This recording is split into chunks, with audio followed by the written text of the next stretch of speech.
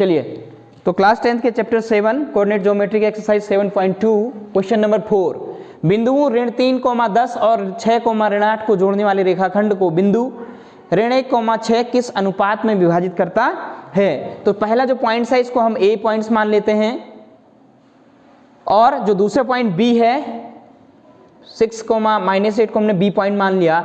इन दो बिंदुओं से जोड़ने वाला जो रेखाखंड है, इस रेखाखंड को बिंदु ऋण 1,6 यानी सी बिंदु मान लिया हमने उसको, वह ऋण 1,6 है, वह इस रेखाखंड को किस अनुपात में विभाजित करता है। मान लिया हमने उसको m1 और m2 में विभाजित करता है। तो लिखा भी है, माना बिंदु ए जो फर्स्ट बिंदु है वो, और दूसरा बिंदु बी 6,8 को जोड़ने वाले रेखाखंड को बिंदु सी ऋण 1,6 m1 अनुपात m2 में विभाजित करता है। अब हमने सेक्शन फॉर्मूला पढ़ा है। सेक्शन फॉर्मूला क्या कहता है? अब पहले इसमें से हम वो छांट लेते हैं, क्या कोऑर्डिनेट छांट लेते हैं। पहले वाले कोऑर्डिनेट को हम x1 y1 बोलते हैं, बी वाले के हम x2 y2, और जो सी के कोऑर्डिनेट्स हैं उनको x, y। तो x1 -3, y1 10, x2 6, y2 -8, और जो सेंटर के जो सी के जो कोऑर्डिनेट है वो x, y होंगे। x = -1 और y = 6। क्लियर है यहाँ तक?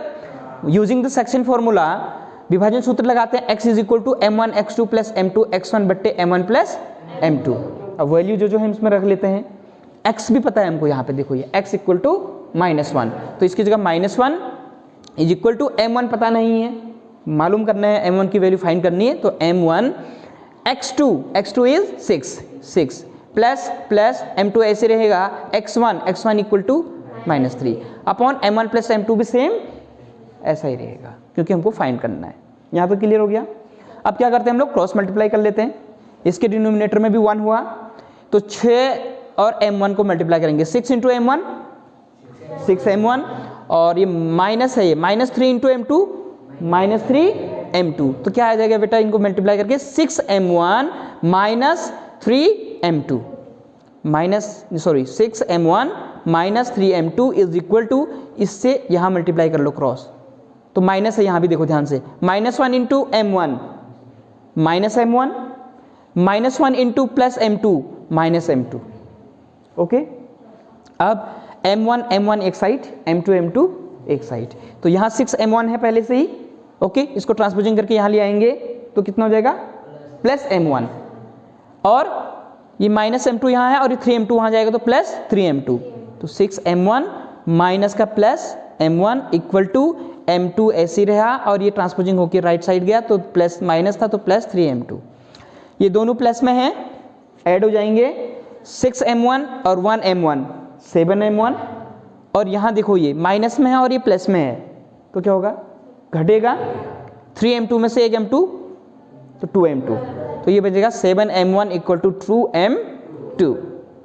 अब हमको अनुपात निकालना है, तो इस m2 को इसके डिनोमिनेटर में ले आते हैं, तो m1 अपॉन m2, और इस 7 को यहाँ ले आते हैं, नंबर से एक साथ कर लिया हमने, तो कितना आएगा बेटा, देखो m1 ये इसके अपॉन में आ गया m2, और ये 2, और ये इसके अपॉन में चला गया 7, तो m1 अपॉन m2 = आ गया 2/7।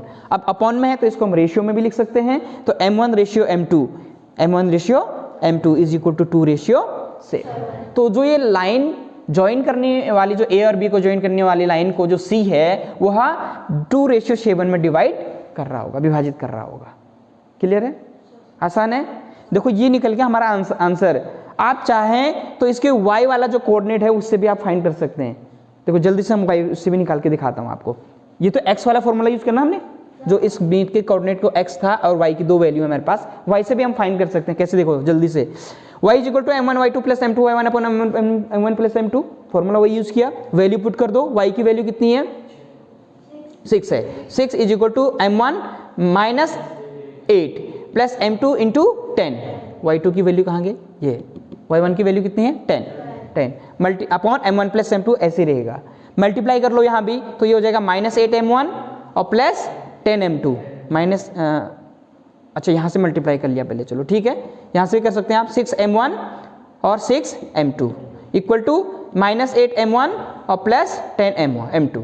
फिर m1 m2 को ट्रांसपोजिंग कर लो, तो m1 यहीं रहेगा 6m1, और यहाँ से माइनस का प्लस +8m1 = 10m2 और यहाँ से जाएगा तो ये -6m2, ये ऐड हो जाएंगे, कितना जाएगा 8 और 6 14, 14m1 और ये माइनस हो जाएगा, कितना आएगा 4, तो ये हो गया 14m1 इक्वल टू 4m2।